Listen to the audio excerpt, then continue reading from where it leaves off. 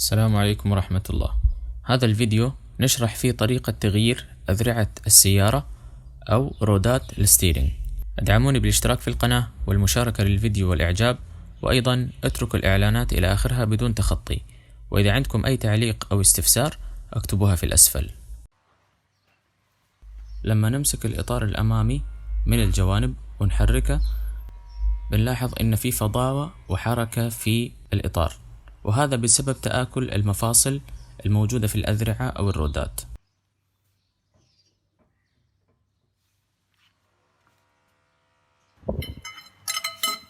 هنفك الرود من جهة الفلنجة أو الهب،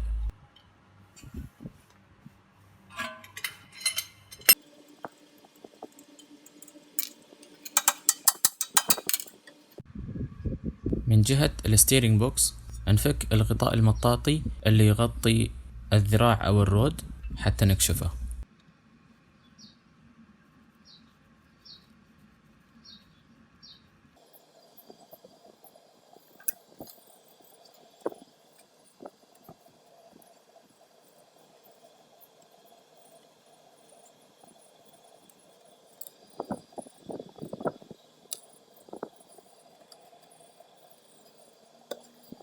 في عندنا قفل عبارة عن صفيحة معدنية تمسك الصامولة اللي تثبت الذراع مع الستيرينج بوكس. نرجع هذا القفل حتى نقدر نفك الذراع.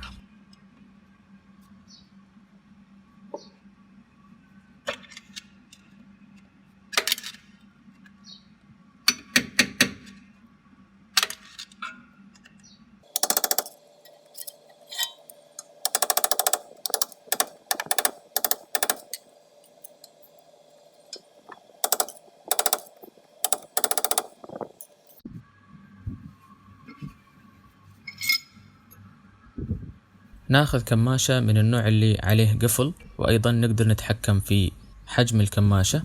نستخدم هذا النوع ونفك صامولة الذراع أو الرود.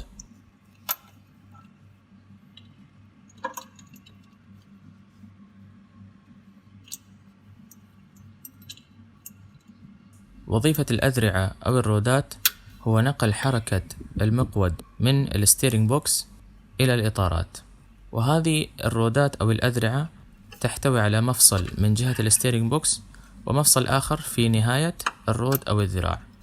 هذه المفاصل تسهل حركة الإطار إلى الأعلى والأسفل، وأيضا إلى اليمين واليسار، وتوصل الحركة من المقود إلى الإطار بشكل سلس.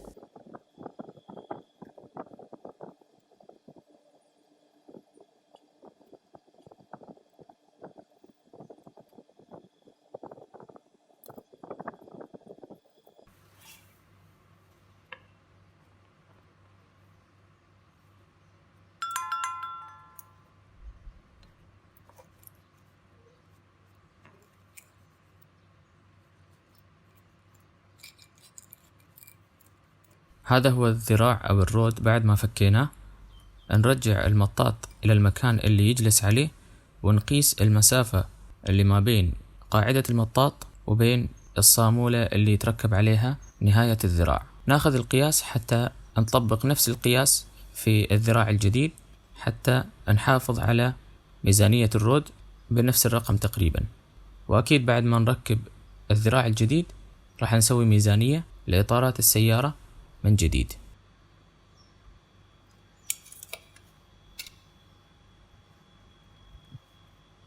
نفك نهاية الذراع، وراح أطلع المطاط لأنه سليم، وراح أستخدمه مرة ثانية في الذراع الجديد.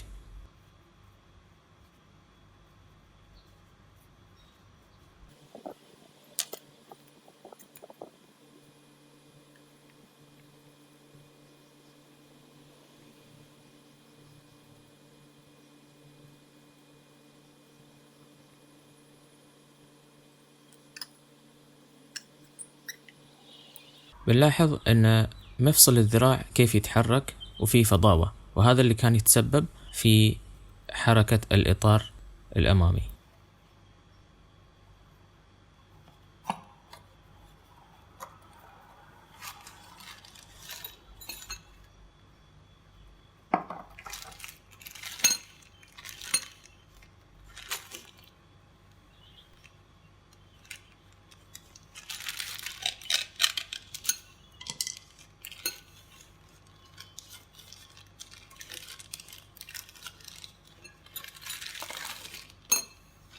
هذا هو الذراع الجديد اللي اشتريناه. بنلاحظ ان في معاه كمية من الشحم، وايضا الصفيحة اللي تقفل على صامولة الذراع.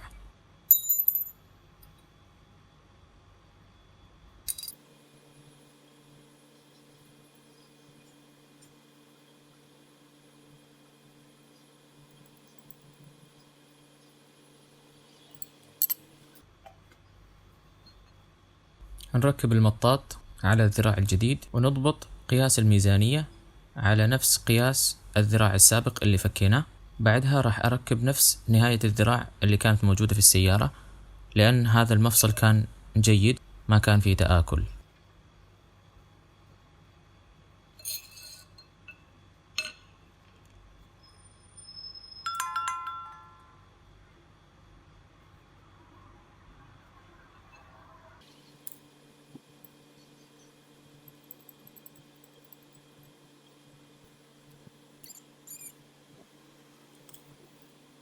الأسباب اللي تؤدي إلى تآكل مفصل الذراع هو تلف الغطاء المطاطي الخاص بالذراع، وتلف هذا الغطاء يؤدي إلى دخول الأتربة والأوساخ إلى المفصل، وأيضا خروج الشحم، وهذا يؤدي إلى تآكل المفصل وظهور فضابة وفراغ في الداخل.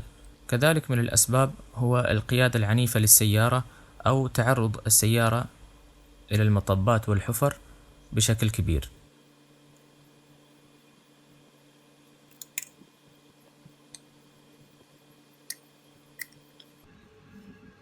ننظف مكان تركيب الذراع، وبما أننا فكينا المكان فما في مانع أن نشحم المسننات الخاصة بالستيرنج بوكس.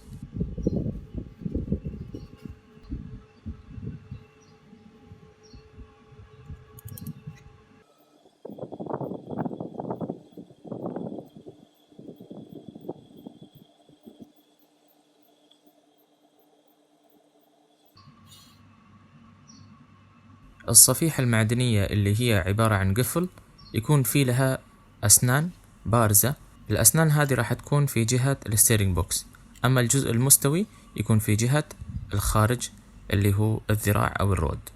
الأسنان البارزة في القفل في لها مكان يجلس عليها من جهة الستيرنج بوكس، نحرص على أنه يجلس في مكانه بشكل صحيح.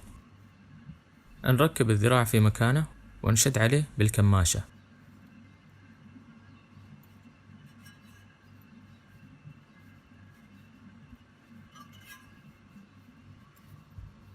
الأعراض اللي تظهر بسبب تآكل مفاصل الأذرعة بتكون عبارة عن ظهور اهتزاز في مقود السيارة أثناء القيادة، وكذلك نعومة غير طبيعية في المقود بسبب تآكل المفصل، وأيضا ممكن تظهر عندنا فضاوة إذا كان المفصل متآكل بشكل كبير.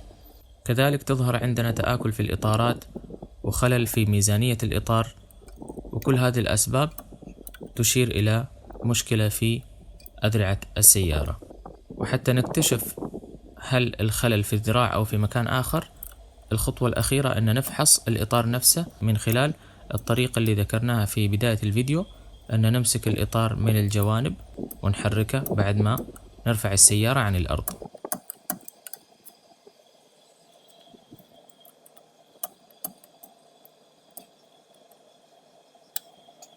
بعد ما نركب الذراع ونشد عليه، نلوي القفل على الذراع حتى يمسكه وما يفلت.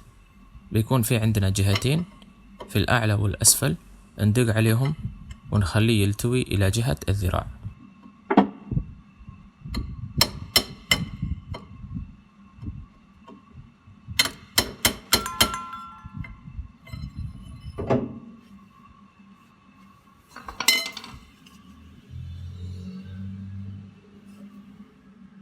نحط شوية شحم على مفصل الذراع.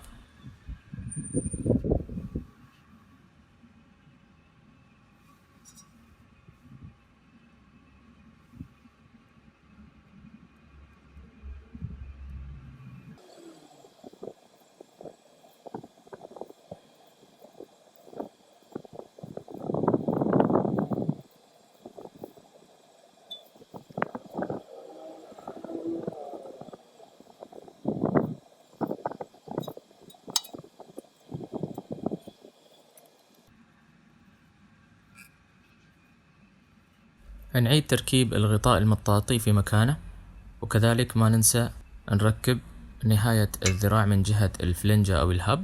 وبعدها بيكون علينا أن نعمل ميزانية كمبيوتر للسيارة حتى نحافظ على الإطارات.